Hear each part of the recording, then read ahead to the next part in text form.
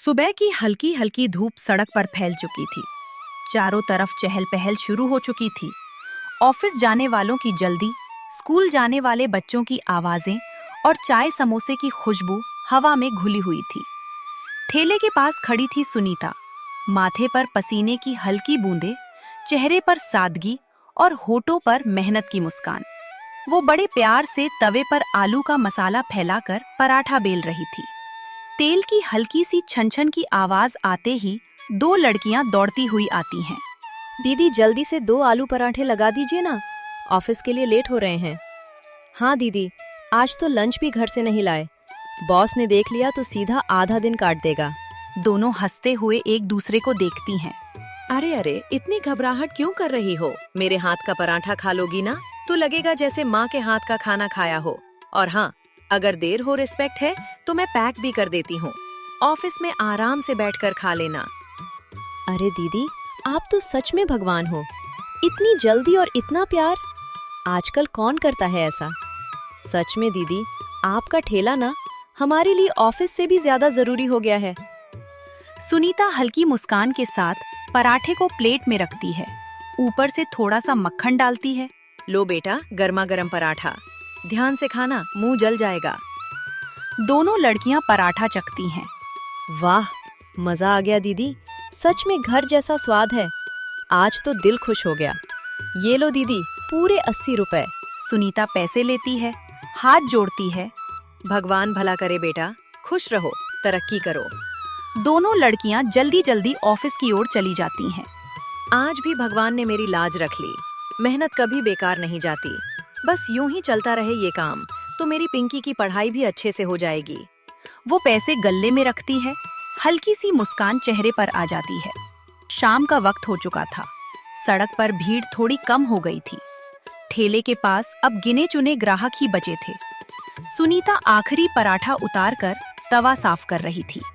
तभी दूर से एक पतली सी आवाज आती है, माँ। सुनीता पलटकर देखती है।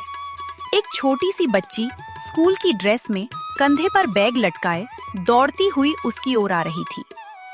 अरे मेरी गुड़िया आ गई। आज स्कूल में क्या पढ़ाया? माँ, आज मैम ने कहानी सुनाई और मैंने सबको बताया कि मेरी माँ सबसे अच्छा खाना बनाती है। सुनीता हंस देती है। अच्छा, फिर सबने क्या कहा? सबने कहा कल अपनी मम्मी से पराठे भिजवाना। दोनों हंस पड़ती हैं।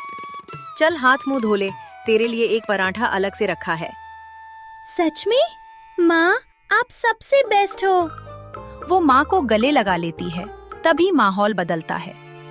अचानक पीछे से एक भारी आवाज आती है, तो यही है वो ठेला जिसके लिए मेरे बेटे ने मुझे छोड़ दिया। सुनीता चौंक कर पलटती है। माँ जी, आप? हाँ, मैं देखने आई हूँ कि मेरे बेटे की कमाई कहाँ उड़ाई जा रही है। माँ, ये कौन है? ये तेरी दादी है बेटा। तो यही है तेरा कारोबार? सड़क किनारे ठेला लगाकर भी कोई इज्जत पाता है क्या?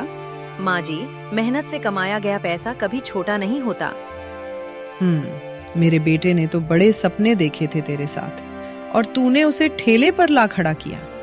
दादी, मम्मी बहुत मेहनत करती हैं। चुप, बड़ों के बीच मत बोल। पिंकी डर कर सुनीता के पीछे छुप जाती है।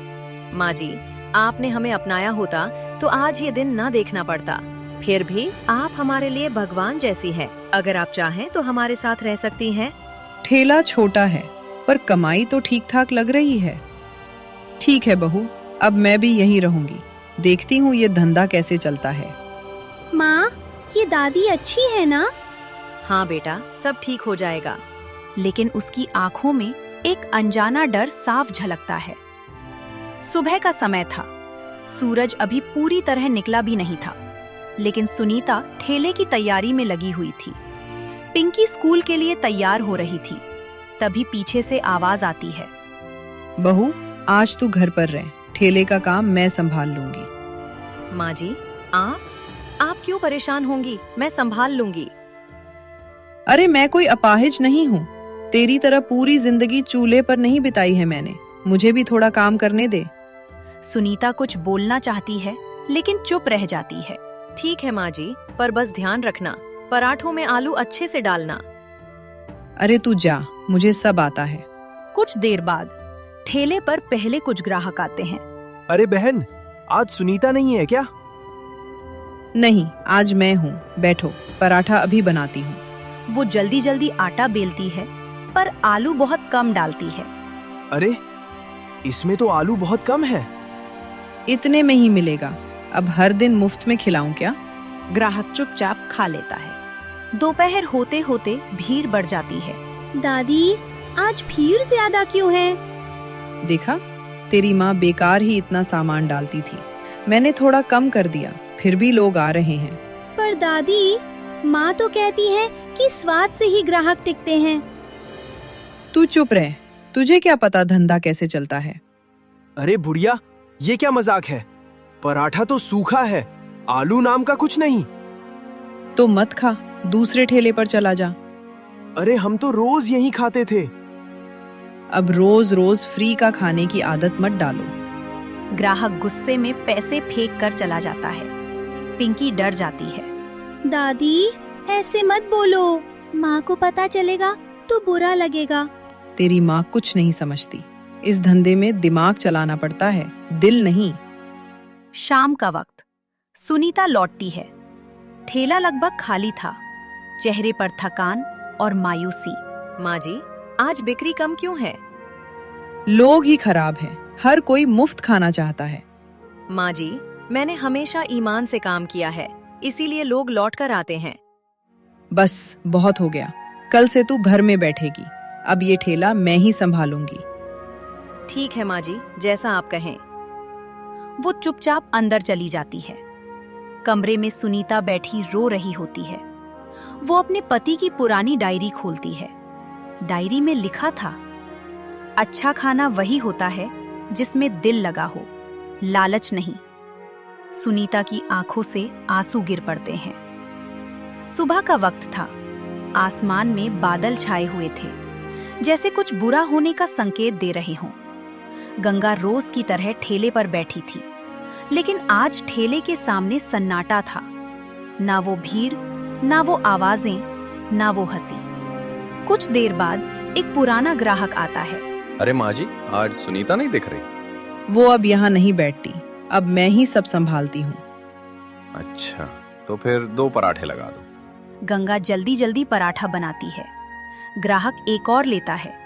चेहरे का रंग बदल जाता है। ये क्या है, ना स्वाद है ना मसाला, और दाम पूरे। खाना है तो खा, वरना निकल।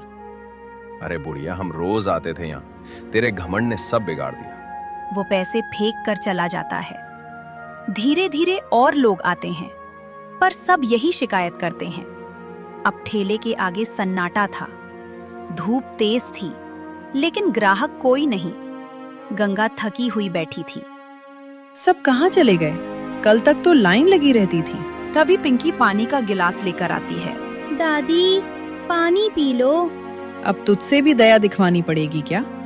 दादी, माँ कहती थी लोग खाना नहीं प्यार खाने आते हैं। गंगा चुप हो जाती है। शाम ढलने लगती है। एक भी ग्राहक नहीं आता। गंगा के हाथ कांपने लगते हैं। मैंने क्या कर दिया? लालच में सब कुछ खो दिया। उसी समय सुनीता बाहर आती है। माँ जी, खाना तैयार है। बहू, मैंने बहुत बड़ा पाप कर दिया। जो हुआ सो हुआ माँ जी, गलती समझ लेना ही सबसे बड़ा सुधार है। तू कल से फिर ठेला संभाल, मुझसे नहीं हो पाएगा। सुबह फिर वही ठेला, लेकिन इस बार सुनीता के हाथों से बना खाना, वही खुशबू, वही स्वाद। धीरे धीरे लोग आने लगते हैं। अरे आज तो वही पुराना स्वाद है, लगता है दीदी वापस आ गई हैं। भीड़ लगने लगती है। गंगा दूर खड़ी देख रही होती है, आंखों में पछतावा और दिल में सम्मान। बहू, आज समझ आया, पैसे से नहीं प्यार से दुकान चलती है। कहानी की सीख, लालच इंसान से उसका सम्मान छीन लेता है। प्यार, मेहनत और ईमानदारी ही असली पूंजी है।